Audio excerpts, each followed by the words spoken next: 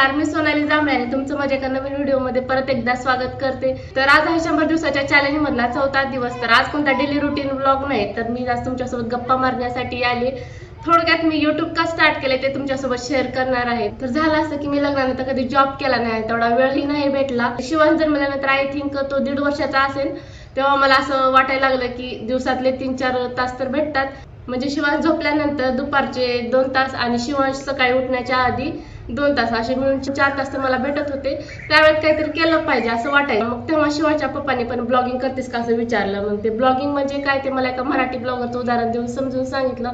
तुम्हाला माहिती आहे का नाही, अक्षय राजकर एक मराठी ब्लॉगर आहेत बरं। मग त्यांचे व्हिडिओ बघून मला ब्लॉगिंग काय ते तर समजलं।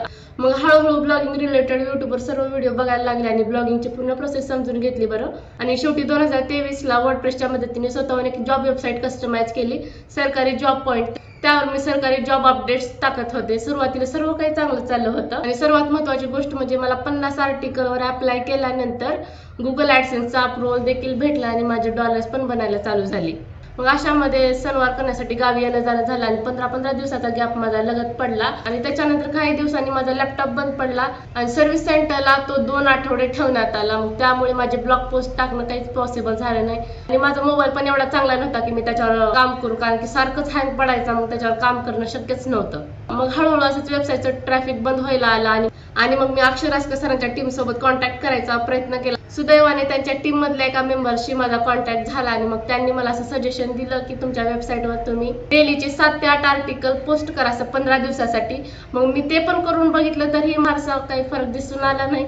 मग असेही माझी होस्टिंगची रिन्यू डेट आलीच होती आणि माझा वेबसाईटचं ट्रॅफिक खूप कमी झाल्यानं वेबसाईट बंद करण्याचा निर्णय घेतला आणि 2025 नोव्हेंबरपर्यंतच मी या वेबसाईटवर काम करू शकले।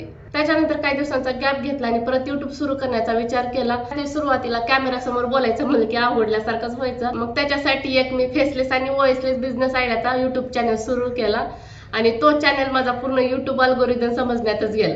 मग शेवटी जाऊन हा माझा डेली व्लॉगचा चॅनल मी आता चालू केलाय। त्याच्यावर मी कन्सिस्टंटली रोज व्लॉग टाकते, ते तर तुम्ही बघतच आहेत। ब्लॉगर ते व्लॉगर बनण्यासाठी खूप हिंमत एकत्र केली।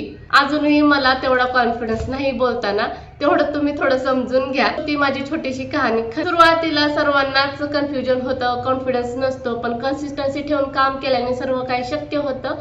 हाच विचार धरून मी काम करते आणि तुमचा सपोर्ट त्याला पूर्णत्वास घेऊन जाईल। असंच प्रेम दाखवत राहा आणि हा व्हिडिओ आवडला असेल तर व्हिडिओला लाईक करा, चॅनलला सबस्क्राईब करा आणि डे फॉर डन असे लिहायला विसरू नका।